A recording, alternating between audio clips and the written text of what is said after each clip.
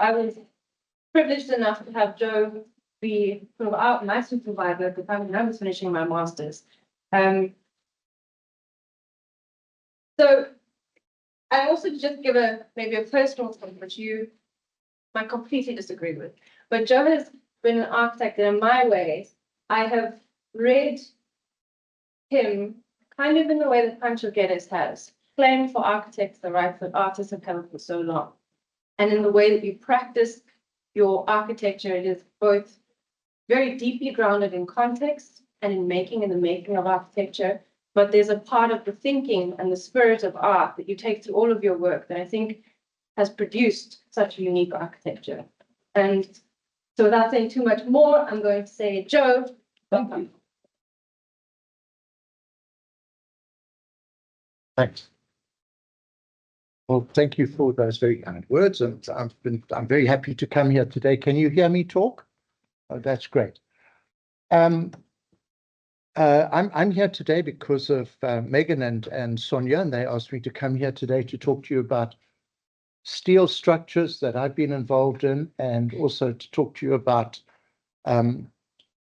streets through buildings, spaces and buildings which are not just designated for one particular use, but become useful for all sorts of other things, such as, for example, circulation areas and spaces and buildings which become streets, which in turn become social spaces. So that's going to be my focus today.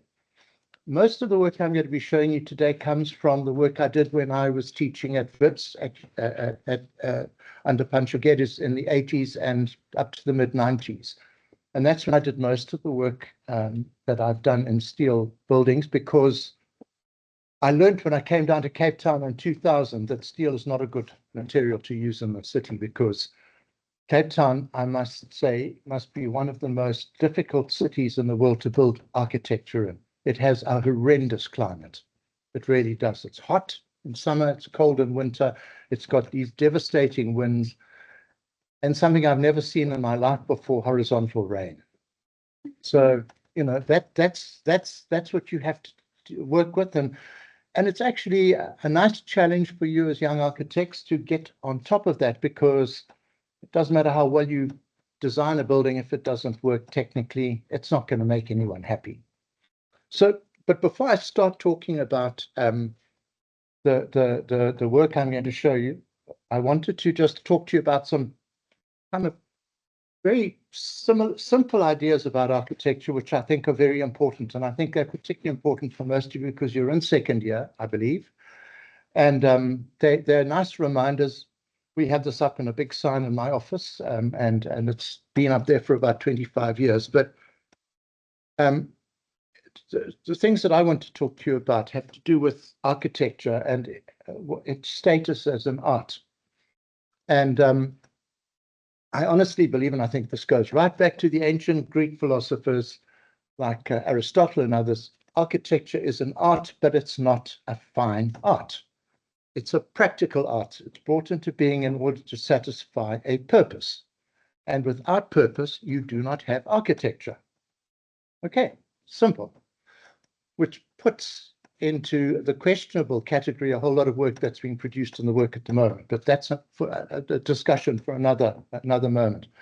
And when I talk about architecture and purpose, I use the word purpose quite deliberately, because purpose is a word that has, and I think we've got to be very careful about the kind of language we use to describe our work. Purpose is a word that is very broad. And it includes poetics, it includes ethics, it includes a whole range of things.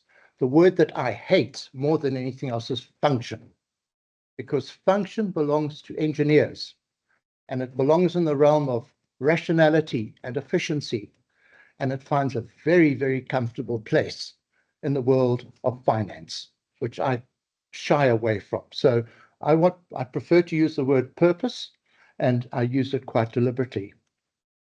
The second idea that I talk to you about is this idea of ethics, which I think is very important, and I think you should all start to develop an idea about it now. And I'm not suggesting some all-consuming framework in which we are all have fingers pointed at us saying you're not being ethical, you're being unethical, or whatever it might be. a very simple definition which comes from Ludwig Wittgenstein, who was a great 20th century philosopher. He tried architecture with Adolf Loos and tried to build a house for his sister in Vienna just before the Second World War, and failed, and said after he turned to philosophy that architecture was much more difficult than philosophy, and landed up being one of the world's most important philosophers of the 20th century. And all he said about ethics is simply, ethics is about acting on the world in a way to make it a little bit better. That's all. So that whatever you do as an architect, always have the intention in mind that what you're doing is to make this thing better, not to make someone very rich, not to increase their stock market visibility, not to give a building to someone who's going to sell it immediately onto someone else to make a huge profit and leave that person who bought the building with a big problem. None of those things, just to make the world, if you can, a little better. It's very difficult to do because one of the problems we face with architecture revolves around the idea of agency, human agency, which is we can design a building that is beautiful. It's a church, and it's for people maybe to worship in the religion that they believe in, and it gives them great joy. And at a revolutionary moment, a revolutionary movement takes it over and converts it into a torture chamber, which is what's happened in Europe and in South America on many occasions. Where does ethics go then? Where does architecture's purpose go? So we are in a very unstable situation as architects. We cannot predict with any kind of certainty what the outcome of our work will be and how it will be used. That depends on the people for whom the work is intended. And always keep that in mind. The other thing is that the other difference between architecture and the other arts is this idea of that when we do work, we are autobiographical. We want to represent ourselves. We want to represent our values. We want to talk about ourselves as a person in the world and make a building that will represent those values. But always keep in mind that you don't have the freedom of the artist, that we do it for someone else. They pay us huge amounts of money to make this thing for them. And when it's complete, this thing that we make, architecture, they own it. They take it away and they use it. And they use it in any way by human agency that they see fit. Keep that in mind, always, please. Those are important things. The other thing that I wanted to talk to you about today, because I think it's very important for me, is this idea of the everyday, which includes all of you in your everyday lives, and to understand that culture is a kind of very difficult thing that we have to deal with in the world that we live in today. It's fractured. Under radical democracy, we now have radical individualism. We have neoliberal economics. The world is fracturing all the time. It's changing, coalescing into different forms, and then changing again. And culture is very difficult. So we've got to be careful about using words carelessly when we talk about culture. I mean, the one phrase I hate is an African architecture. There's no such thing as an African architecture. Africa's 54 countries, God damn it all, and they're all different. And in each country, the cities in those countries are difficult one from the other. So please, and to understand and look at that world in all its complexity, how people use space, how they interact with each other, how they make public space, how they make private space, you don't need anything more than that.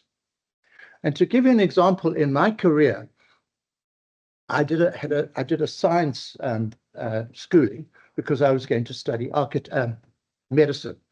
I lasted about 1.5 years and dropped out because it was horrible, absolutely horrible. There was no creativity in it, and it was just learning stuff off by rote. And I did nothing for 3-4 years, and then by some accident, I landed up studying architecture through a very good friend of mine, Luis Ferreira da Silva, who was teaching at that time at Natal University. I got into first year, and the first thing that we had to do in first year was to design our favorite building. And that was when I realized I knew nothing about architecture. I didn't have a favorite building. So I drew a tree, and everyone thought it was a big joke. This was all I could see. I looked out of the window and I saw a tree and I drew it. And then I realized I had to learn something about architecture because all the people in my class were much better educated than I was about architecture. And then with my scientific mind, I realized that architecture, a large part of architecture was about dimension, about measurement. And so what I did, literally in the third day I started architectural school, I bought a tape measure and I spent 4 years measuring everything up that I liked, that I saw. A door frame, a door width, a door height, a window, a proportion of a room, a molding or whatever. And I've got tons of diaries in my office of all these measurements that I did. And that's my grammar of architecture. That's how I taught myself architecture, through studying the everyday, the world I lived in, the world that I knew. I used to go to the library every Saturday morning, the reference library in Durban, and I promise you, I've measured that library from one end to the other, the bookshelves, the width, the heights, and everything. And I think that's what you all need to do. You need to find your own point of entry into understanding this world. You'll get it out of books. You'll get it out of looking at well-known architects and their work. But I mean, I give you another part of my life is when I was in my practical year, I didn't do what all architects do, which is to go over to France and Italy and the other countries of the Western Europe to go and study the work of Le Corbusier and others. I can state quite unequivocally here, I've never been to see a Le Corbusier building in my life, and I'm now 75. What I did in my practical years, I got onto a yacht and we sailed up the Mozambique Channel, and I visited Mozambique, Tanzania, Madagascar, the Comores, Reunion, and came back to South Africa. And I spent 9 months doing that. It was the best time of my life. And I learned again about architecture, but not big buildings, not fancy buildings, the buildings that ordinary people used and how they used them in different contexts and circumstances. So please, I think, keep that in mind. Okay, so having said all of that, the things that we think are important in our practice are the following, and you can see them up there. And these come through maybe 30, 40 years of trying to engage with the everyday and trying to understand what it is. This is not a complete list, but you can make up your own if you're interested in these ideas. The architecture of the everyday may be crude, even banal and common. You know, I think the best test you can have of your work when you make it is to do the grandmother or grandfather test. Show it to them and ask them what they think. I can guarantee you most architects would find their grandparents would say, that's awful. Where did you get those ideas from? We don't understand it.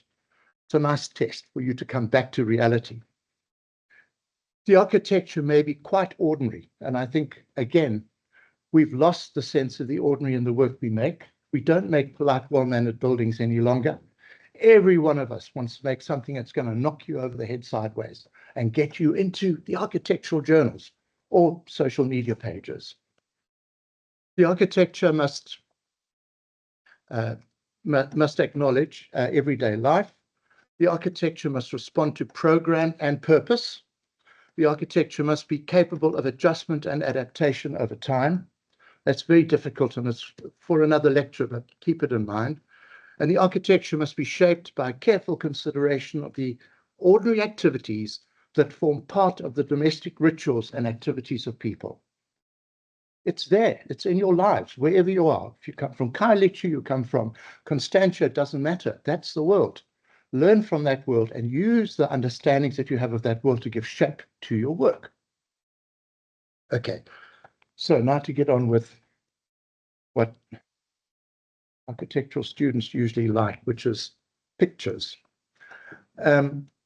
These are just some images I've put in here of the kind of work that I looked at when I was in Johannesburg. I started off my career by doing a degree at Natal and then getting a scholarship to study in England, and then came back to South Africa in the early 80s and settled in Johannesburg. I was born in Johannesburg, but spent most of my schooling life in Durban. And I didn't like Durban. Durban for me was a colonial city. And I went up to Johannesburg. And again, what I did was looked at the everyday, and the areas that I looked at were the shack settlements that were growing outside Johannesburg. And these images from these kinds of places, the metal buildings, steel buildings from the mining industry that was very powerful in Johannesburg at that time. And then these fantastic renderings of done by artists of a modern kind of Johannesburg city, which doesn't look like anything we know. And then finally, I settled on the shack settlements. And what I was interested in, and I still am in this sense, that in those days under apartheid, the majority of people didn't have any rights. But they were building for themselves in shack settlements in Orange Farm, Alexander Township, or wherever, in unbelievable ways, building admittedly not very comfortable spaces, but they were being built at very little cost and doing something which I think is fundamentally important in the world we live in today, which is recycling old materials, which is fantastic. And I thought, if culture doesn't come from the top down, it's not imposed by some kind of dominant force that says, this is the culture of South Africa, and then we take it down. Maybe it's got to grow from the bottom up. And where do you find it in our cities, other than those areas where people have taken charge of their lives, where they build communities for themselves, where they build their own houses? Seemed obvious to me.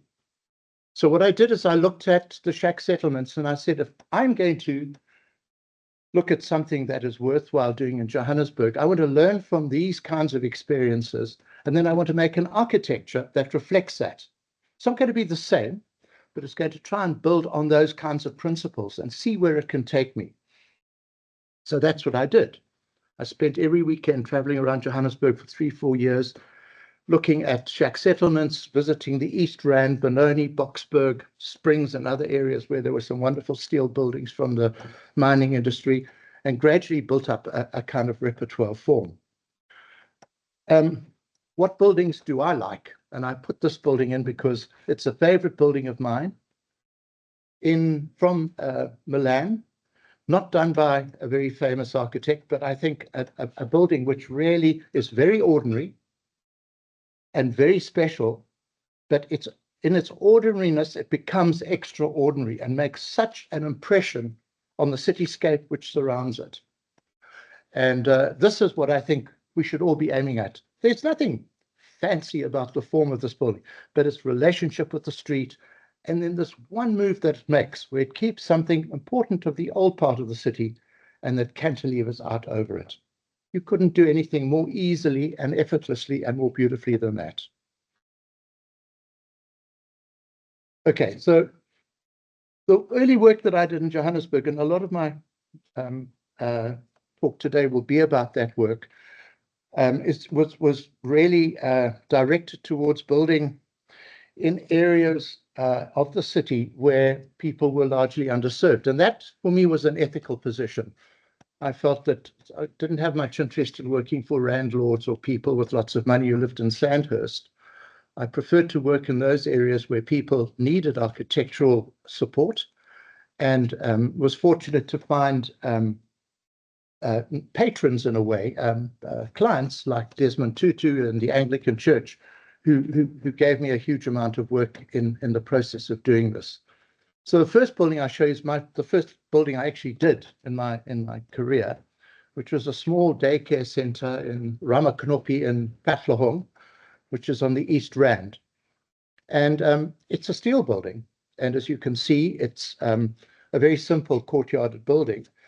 And it's made out of a series of steel frames, which are made in a factory, brought to the site, assembled on the site, and then local builders are employed to come in and fill the walls underneath the steel structure.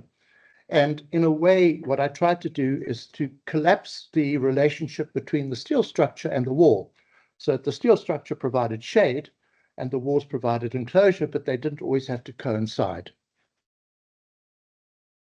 An interesting thing that I think a lot of you will find amusing, but at this stage, the organization that I built this for were quite heavily connected to the ANC. So we decided we would try and build the building in the colors of the ANC, which is in this case yellow instead of gold, green, and black.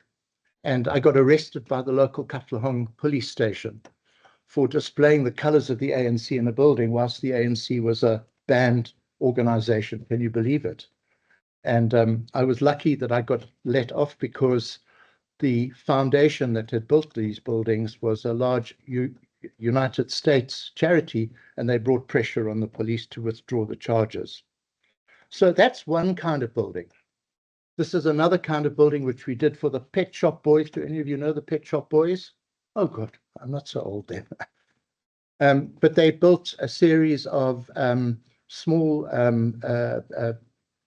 classrooms in Limpopo and Mpumalanga, and we were asked to come up with a prototype building. And what we did is we developed a very simple frame structure with a double ceiling, a big roof which provides shade and keep the rain off the space below, and then a smaller roof underneath that, which meant that you had a space between the two roofs, which would be a perfectly ventilated space and would make for a really cool building during the hot summer months. Oh, sorry, I don't know. So that was one set of buildings. The other set that we did, we did quite a few of them, were to build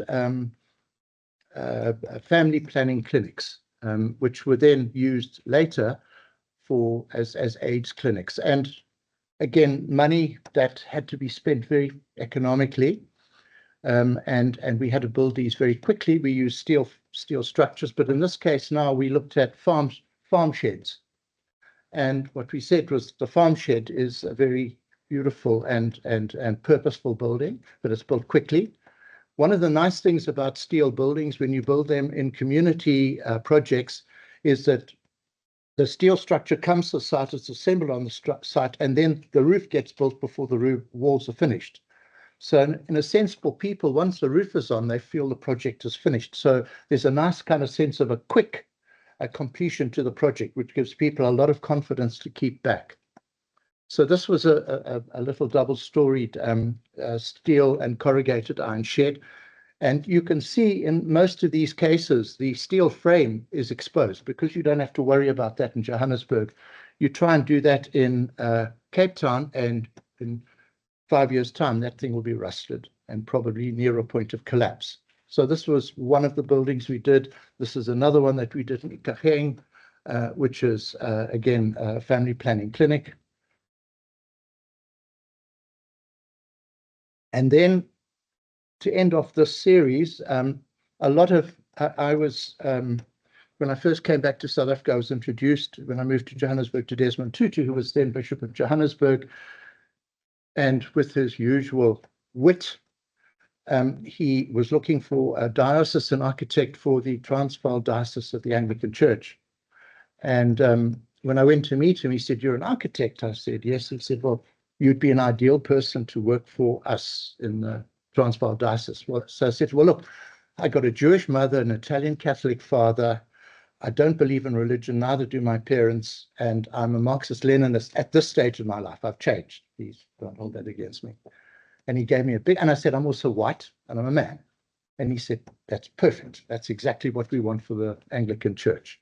So I worked for the Anglican Church in the Transvaal Diocese for about 15 years. And this was a set of about 15, 20 churches we built in rural areas for impoverished Anglican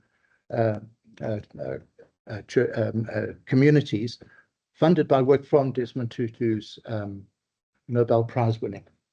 And this was just very simply, as you can see here, again, another steel frame with clad in corrugated sheeting, but over here you can see we made a series of plaques of the different facades of the different churches. What we did is we said they were all about the same. They could accommodate about 200 people at a maximum, but each church would be given a solid front, and each front would be different one from the other. And this is an example of 3 facades to 3 churches that we built during that period. I've got a whole array of, I think, 24 of them, which are quite interesting. So that's that portion. So steel frames, erected quickly, covered in corrugated sheeting, and make good space. Community buildings we did a lot of. This is the Soweto Career Center, and this is an interesting building in the sense that it was in addition to an existing little building. That little zigzag building you see on the top right was an existing set of prefab buildings, and we added these two buildings on the bottom left. And this is the section, but what is interesting about the section is this was completely designed around the idea of inducing natural ventilation through the building by bringing cool air low down and letting it heat up and then escape through the top. But what for me was quite important about this building is that I used to teach at the Soweto Career Center, and we used to run career guidance talks about architecture and building. And what I wanted to do with this building, which we tried on quite a number of buildings, which you can do with steel, was to make the building completely transparent, in the sense that when you look at this building, you can understand how it was made. Here, for example, you can see the steel structure is expressed. So in other words, you read the section of the building on the outside of the building. And then what you do is you use materials in different parts of that frame to show that where you have to support a wall, you use on the steel frame, you use a corrugated sheet panel, whereas if you've got a wall that sits on footings that are rooted into the ground, you can use a heavier material like a concrete block or brick. So, and I used to use this building at this career center to teach people about architecture and about building. And in fact, two of the kids from the career center went to WITS to study architecture, which was a real pleasure to have. And then what became interesting is we had changes in 1994 or 1990, in the 1990s. And suddenly, you know, and I don't want to sound unpleasant about it, but suddenly the work that I was doing in the townships became popular in the press, through magazines like Style magazine, all kinds of things, and we had then what emerged as what I call quite cynically shack chic. Suddenly everyone wanted to build out of steel, they wanted to build out of corrugated iron, and the whiteys in the northern suburbs of Johannesburg wanted to be like the black people in Soweto, and they wanted to join in solidarity and live in the same kind of spaces. And it became crazy. But I didn't say anything about it. I just carried on doing my work. But what we did do is we got a lot of commissions, which was interesting in those days, from people who were, I would say, benevolent developers who wanted to build nice offices cost effectively that would reflect, in a sense, the condition of Johannesburg as a mining town. So this is an example of a typical office building we did. We did 3 of them. What I got really excited about was that we used a hand-operated adjustable sunshade, which was made out of a steel frame and then clad in a plastic material, the sort of material that you use when you make out of carports. And it gave the building an opportunity, or the individual people who lived in the building, the opportunity to adjust the light according to what they needed. This is called shade cloth. So it's a shade cloth, 80% shading. So this was now, in a sense, learning from shacks that were being taken into bigger buildings, working in township areas, and then moving from there into the bigger economy, which was the northern suburbs and offices. And then other buildings. This was another office building we did in Kyalami, overlooking the track, with a very nice nose to the building, which people could sit on and look at. But this building is a kind of combination of concrete and steel. And the floor is made out of concrete, but generally the structure is made out of steel. And then the interiors of these buildings, which again was made in the spirit of the steel structure, with everything exposed. And then probably one of my favorite buildings is a small house I did for a community health doctor, Teresa Nkumalo, in Alexandra Township, which was really a little house for herself to live in. She worked at the Alexandra Clinic, and it was built on the east bank of Alexandra. And this takes to the nth degree the idea of a steel structure and infill panel. So you can see here the actual structural order, the steel structure, and then of how we put infill panels in between the steel structure. The steel structure was only a 75mm wide structure, so we had to make a wall panel, which was pretty well insulated out of foam and mesh on both sides and then plastered to form the wall. And then this is the building as it appeared. So again, it is, you can see, a transparent building. It's literally transparent. You understand the section of the building by looking at the external side elevation. It becomes very, very clear to read. And a very straightforward building. And because the steel structure was a very regular order and everything was treated as an infill panel, you get a solid panel. In this case, you get a timber panel, and then you get windows like you have there with the timber louvers.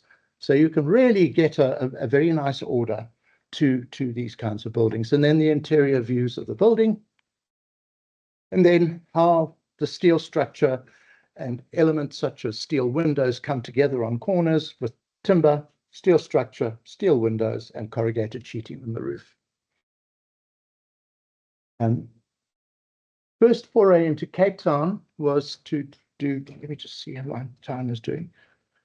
First foray into Cape Town was to do some sports centers, and this is a little sports center we did in Guguletu, which was a steel structure and a combined concrete structure, but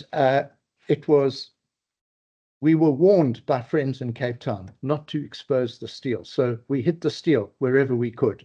So it's really a steel structure in which the steel structure itself is covered with corrugated sheeting.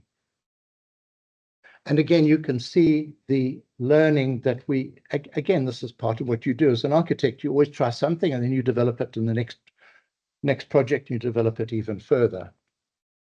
And then the steel structure, which emerges in specific cases where, for example, we have an entrance, and then on the inside, you read predominantly the steel structure. Another steel building, which incidentally Sonia Sparma worked on when she worked in my office in Johannesburg, which was for a boxing academy in Mdantsane outside East London. Mdantsane is the home of boxing in our country. And then Cape Town work. And this is the last steel building I'm going to show you about this idea of steel building, which is a small little house in Pringle Bay. And it's a little box which sits on a site which is really has a water course that runs through it. So we had to lift the building off the ground, allow the water flow underneath it, and we made this very, very simple steel structure.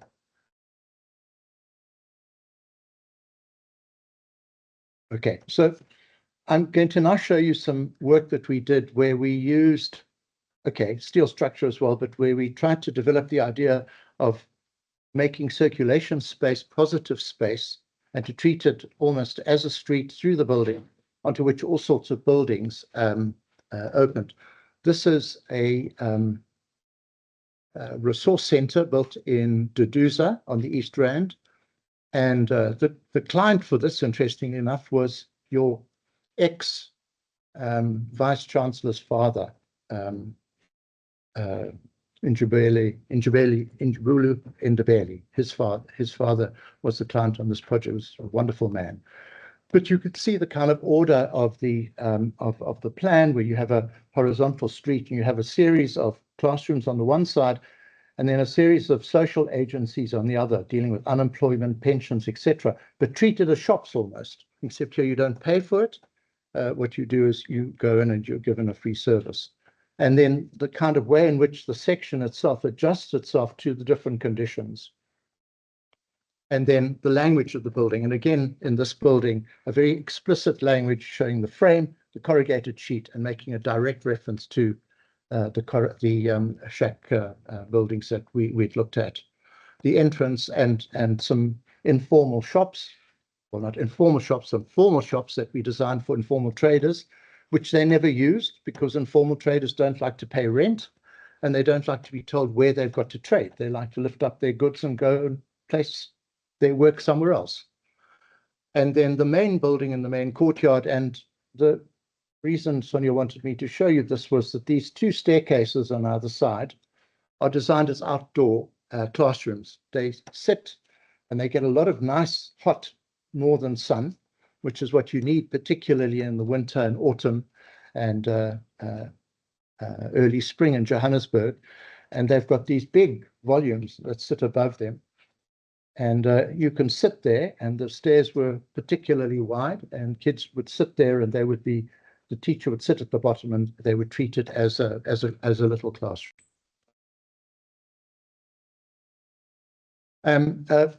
Another kind of idea where this idea is developed is a building we did for Velocity Films in Rivonia, where they wanted a steel building, but they wanted to create a community circular communal space through the building, which is what we did. This is the structure of the building. Again, you can see this is built in Rivonia, but we were doing this in Soweto 10 years before.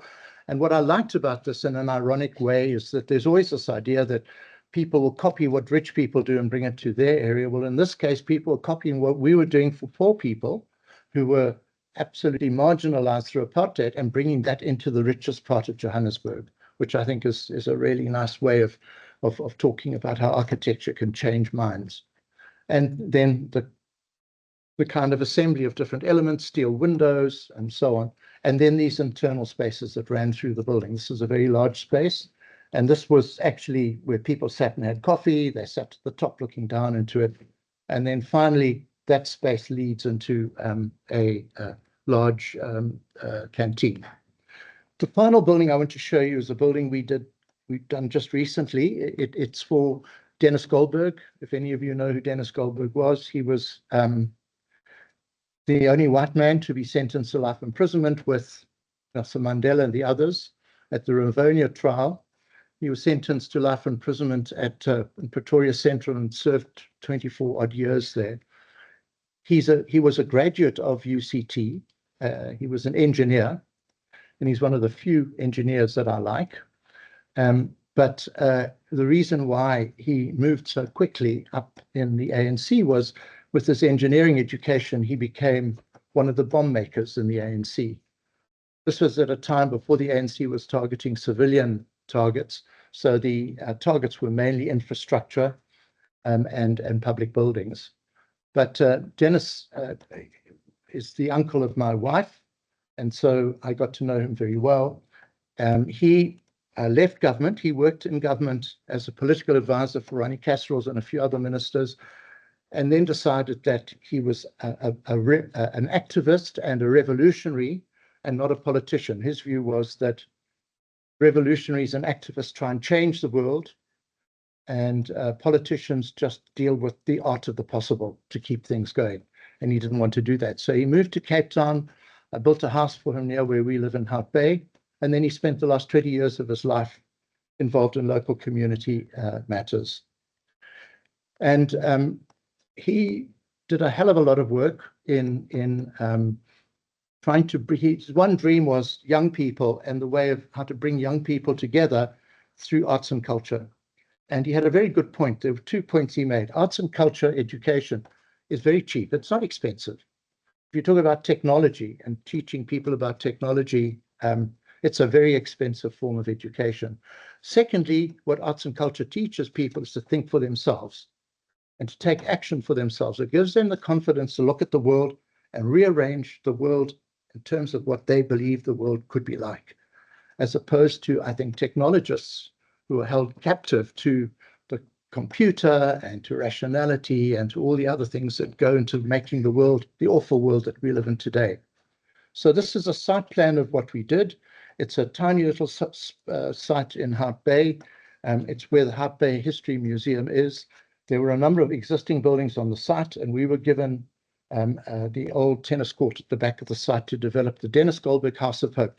Dennis's idea before he died was to build a small place where all kids from Hout Bay, didn't matter what community they came from in Hout Bay, could come and they could have lessons in art and culture, music, dance. It didn't matter what. So this is the idea of what we developed. This is a view of the site. And this is a plan of the building. And what we did was to tie everything together. In the bottom right, you can see a long horizontal line. And that's what we called a street. And it connected symbolically Hangberg on the right-hand side with the Imizamo Yetu on the left-hand side. And onto that, we attached little buildings. The one big building there you see on the right is the History Museum, which is an existing building. It's an old heritage building, and the new buildings which are shown in plan form are the ones that I added onto. Dennis had one idea, which was that he wanted open space. He'd spent many years in jail, living on a corridor on death row in Pretoria Central, and so he wanted to always feel the outside. So what we did is we broke the program down into small elements and then placed them along the street as if they were buildings, so that if you ever went from one building to another building, you always had to go outside to go inside again. And that satisfied that idea perfectly. This drawing comes to another one of my ideas, and I want to just talk about it just briefly for you so you understand what I mean. I think that plans are very autobiographical, and they read like texts. When you make a plan, you actually describe in a very clear way, with very precise dimension, your idea of how people live in the world and of the relationships that people have by using the spaces that you provide them and the order in which those spaces appear through the design of the building. And there are many different ways that you can draw a plan. I mean, you can draw a plan and just show walls. You can draw a plan, for example, and show landscape. You can draw a plan and show the internal spaces, or you can draw a plan and you can show the roof of the plan. And this was just a drawing that I made showing 4 different ways of drawing exactly the same plan, and each one tells a very different story. And I find that fascinating. I don't know, maybe I'm mad, I don't know. And then the street itself, we started off with the street by trying to make it into something much more than a street. Instead of it being ramped, I wanted it to be ramped and some parts of it to be stepped. And then we wanted to create outdoor teaching spaces along the whole walkway. And that's what this axonometric refers to. But that never happened. It was just too expensive. We had a very small budget to work with. And then again, another drawing with the section, which shows different ways of drawing a section. And of how each way you draw it can come to represent something quite different. And this was the final section of the building. One of the things that Dennis believed very strongly in this building was to create the idea of a social condenser. And this comes from the Russian constructivists, a group of architects who practiced from 1917 until the late 20s in Russia. And they were fascinated with this idea of trying to break what they called the bourgeois idea of room definition, of actually having one room after another room after another room, and each one supported a particular purpose. They wanted to try and make a social condenser, a space that everything could happen in that space. But within that bigger space, they didn't want to make it an anonymous tube of space. They wanted to create spaces within that space which were defined by floor area, by the ceiling, and by the way in which light was brought in. And that's what Dennis wanted us to do in this space. So that's what we did. We have a ground floor where on the one side we have an art gallery, on the other side we have an exhibition on Dennis's life, in the middle a classroom, and on the top we have a mezzanine level, which is where there's an archive and a computer center. And then other kinds of drawings to explain ideas about buildings. I love making axonometrics, and I particularly like making them when you cut them at the bottom and you look up into the space. Most axonometrics, you cut them and you look down on them, as if you're flying in a helicopter. These kinds of axonometrics, you like a mole emerging from the ground, looking up into the building. The reason why I like these kinds of drawings, and it goes back to my study of the everyday, the measurement of things, is when I was a student, I learned to draw very quickly, and I was a kind of kingpin at doing perspectives. And then one day in my fourth year, I realized that the perspectives I was making were all lies. They weren't true. It was like doing a bloody a render. You know, you can add in all kinds of things that looked really good, but it's never like that when you build it. And so I promised myself from that time onwards, I would never do another perspective, which I didn't do. And I did instead geometric projections like this, axonometrics, isometrics, and upside down drawings. And these are true. They have measurement and they have dimension.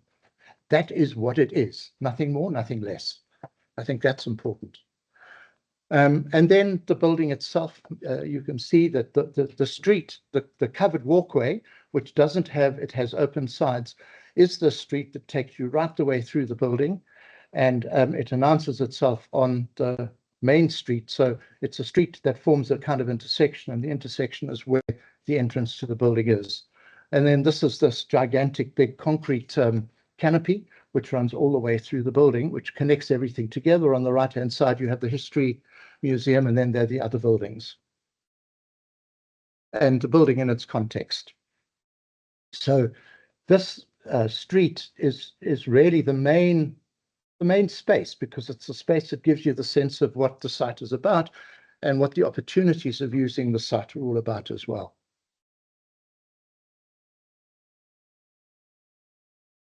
And then the interior of the space is the art gallery looking towards the entrance, and the mezzanine above, which one little kid from Hamburg said to me it looked like the bottom of a fishing boat, which I felt really nice, because Hamburg has some beautiful timber fishing boats in the fishing harbour.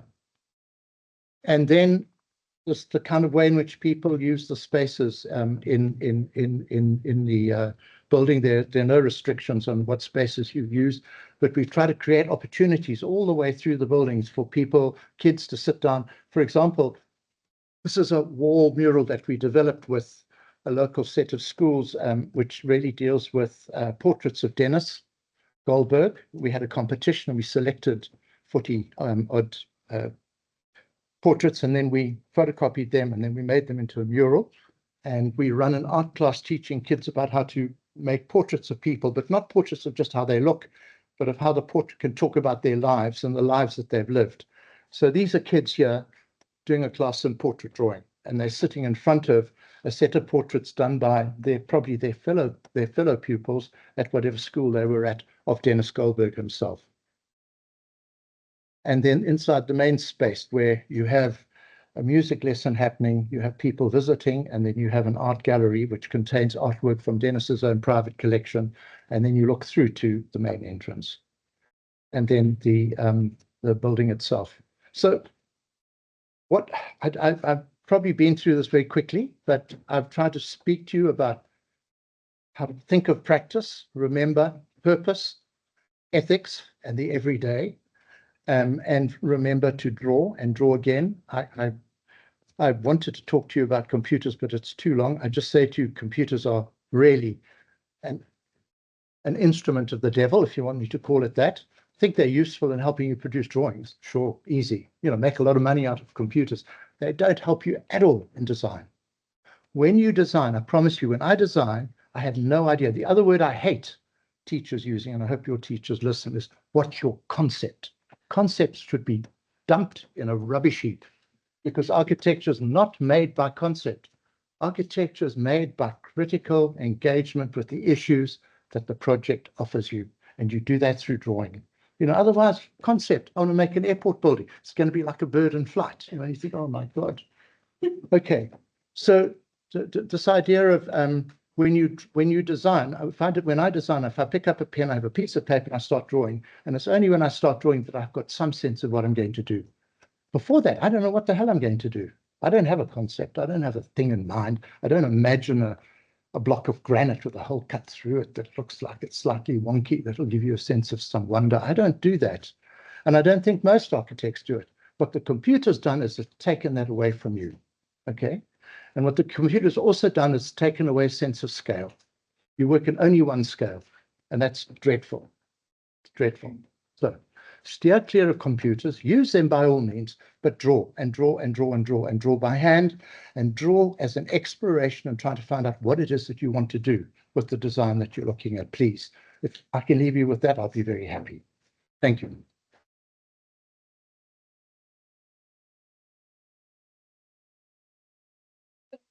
Okay, That's, pleasure. I cannot imagine how useful that is and possibly inspiring for people. I know, especially for our second year class, because we're dealing with similar sorts of thoughts, ideas, explorations. I just want to open up the floor first. Does anyone have a question? Yeah. Claudia. Sure. How do you work within the restriction that is still frame obviously? Sorry, can you speak up a little? Sorry, Yeah. make the most of the restriction that is still frame obviously and kind of celebrate the Yeah, look, the thing about, you see, I mean, I have some problems with steel construction.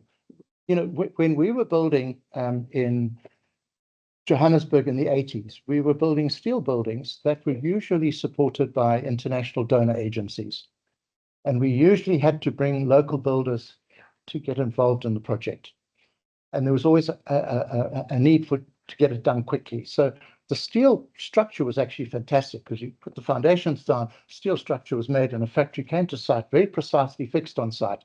Then local builders could come in and they could do the building work. And they would learn about exactitude by working to the precise specification, you know, the precise dimensions of the steel frame. My problem at the moment in South Africa is that I think steel construction has got a very good place in our economy when it comes to building quickly. But what we need to do, and I know that this runs counter to what a lot of people believe in, we need to create work on building sites. And you don't create work on building sites by building out of steel.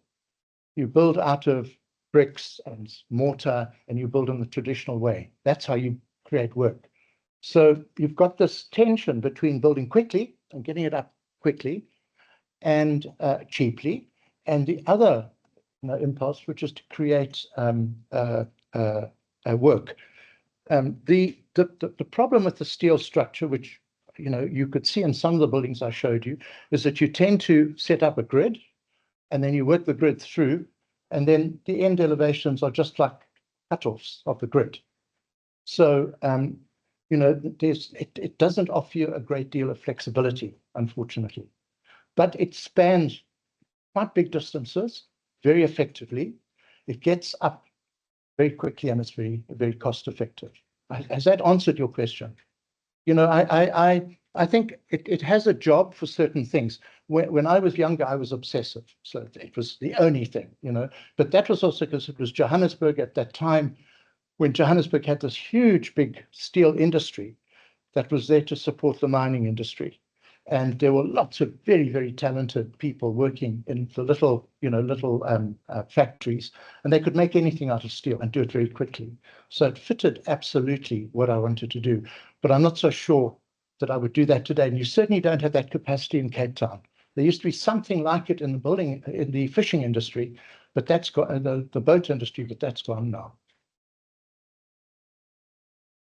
Yes. Hi, hello.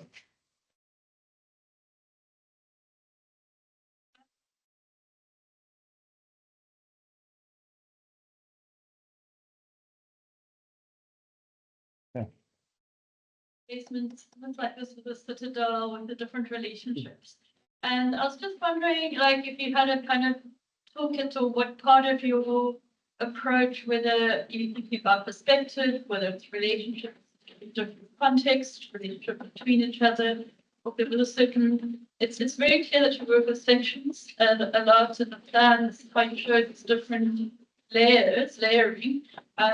But those are also a lot of them are quite internal. So I'm just wondering, like, just what I think we don't have an approach. I mean, I think every building that we do is different one from the other, but they're tied together with the kind of same process that we go through. But I think every project has its own particular drawing. There's some projects that when you make a plan drawing, that's going to describe the building. There are others where it's a section, others where it's something else. So it's very difficult to predict it. But I think, to draw with precision and to draw and know what the size of things are is of fundamental importance. and we don't do enough of that. Sorry? Yeah, no, look, for Dennis's building, Dennis died 3 months before we even started construction. We hadn't quite finished the design, so I had to take it over. But he lived 2 houses away from us in Hart Bay, and I spent ages talking to him about his ideas. So I felt confident that I could take it over, and in my dreams, I spoke to him and discussed matters with him and hope that he's happy with what we did. I just want to quickly ask, because I think there are some of us that need to go to other classes, but was there another hand up here? Yeah. Yeah. Second year's our next project is. Sorry, I can't hear you. Yeah. Second year's our next project is at Salt River. Yeah. And I First Nation Center. Sorry. First Nation Center. That we do. Yeah. So what were some challenges, not necessarily environmental, but also cultural, when designing that you think would be important for us to take into consideration? Well, look, the First Nations building was interesting because I had nothing to do with the bigger development. Mm. And then the First Nations collective were not happy working with Vivid's architects on doing the Heritage Centre. So they asked for me to be appointed, and I was appointed, and everyone was happy with it, including Vivid. And I just remember meeting Chief Zenzile Khoisan, and he said to me, "Joe, I tell you what we want." And I said, "What?" He said, "We don't want a cave. Okay, we want a modern building, and we want a modern building to take our children into the future." That's what he said to me, and that's what we did. Does that answer it? I think we've got to listen to the people that we work with, and I couldn't have worked with a better bunch of people, and they were really tough. I mean, we spent 3 years on that little building. And that big mural on the front of the building, it had to go to 27 different clans in the country to get them to sign it off. So you can imagine just the intensity of that participation. The thing I really believe, and I've got to just say to you, most of you will probably experience it when you graduate.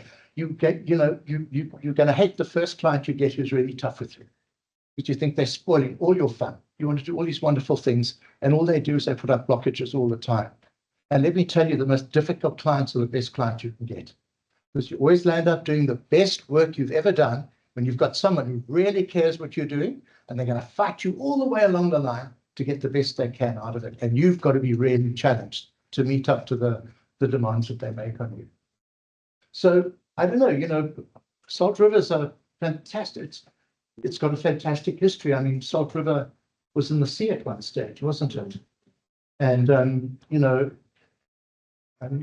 what's quite interesting is Mike van Kraan, who I think is your client on this project. Is that correct? In some ways, in the briefing, there's room to interpret, but he's the inspiration behind it. Well, Mike van Kraan was one of the trustees on the Dennis Goldberg House of Hope.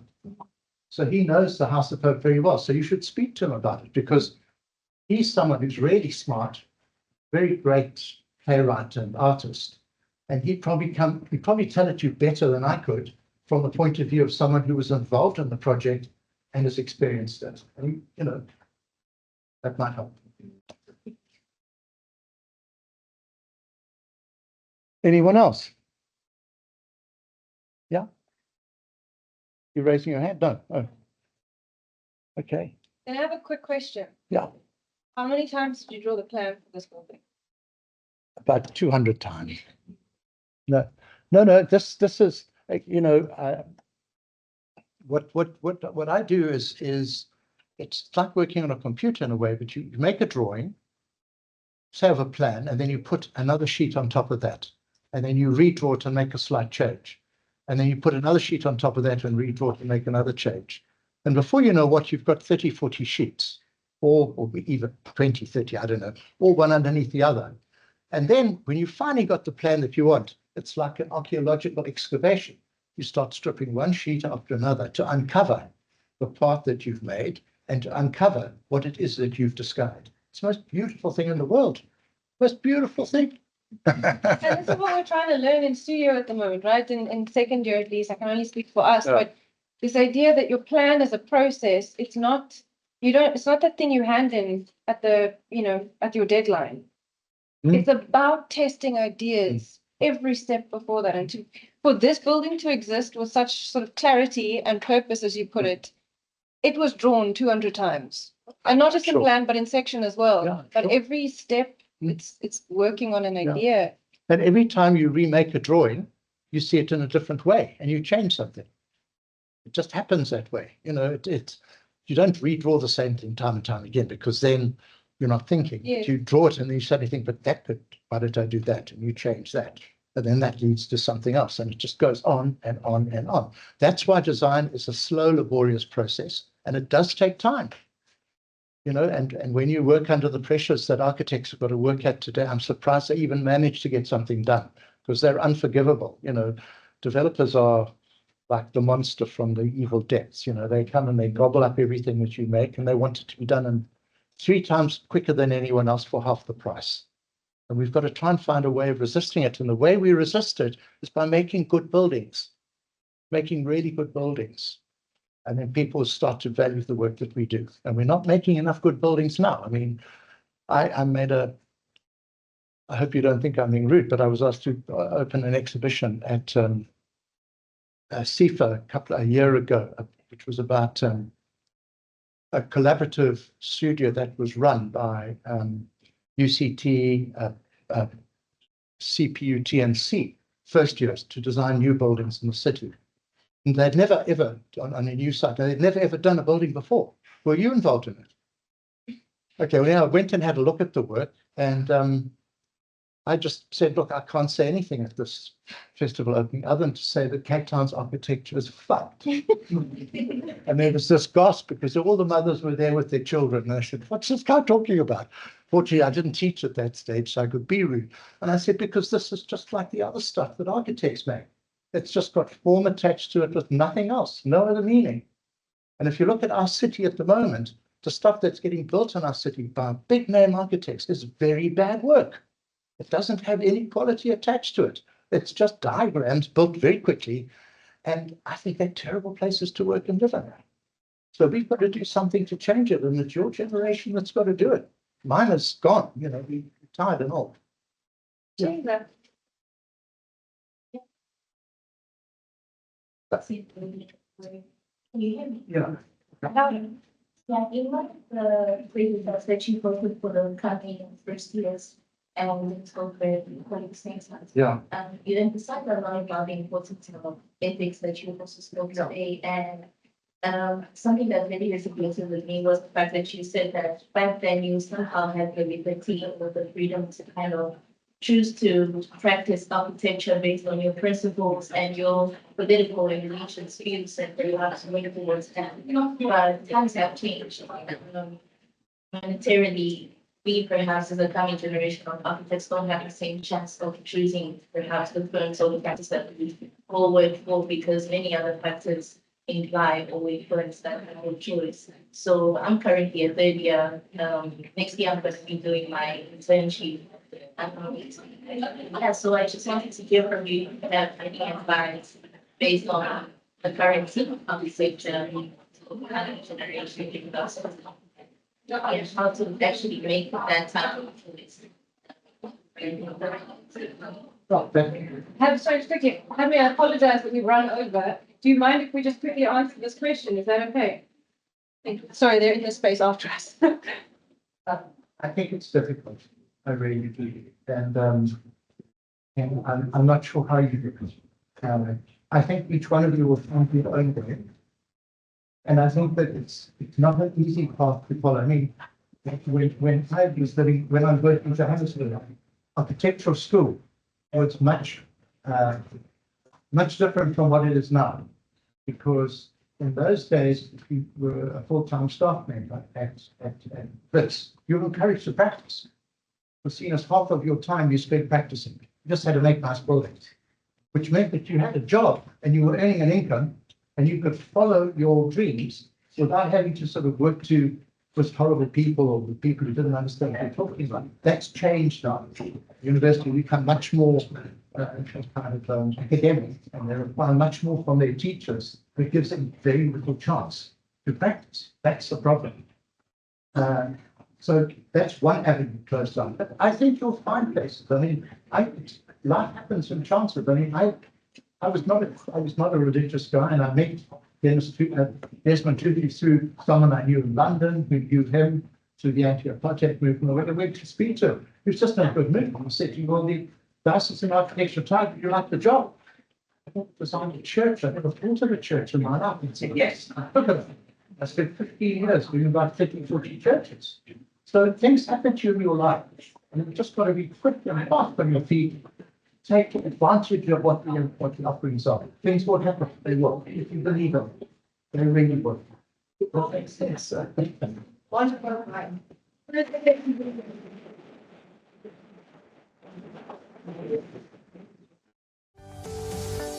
Thank you so much, Jo. That's what you need.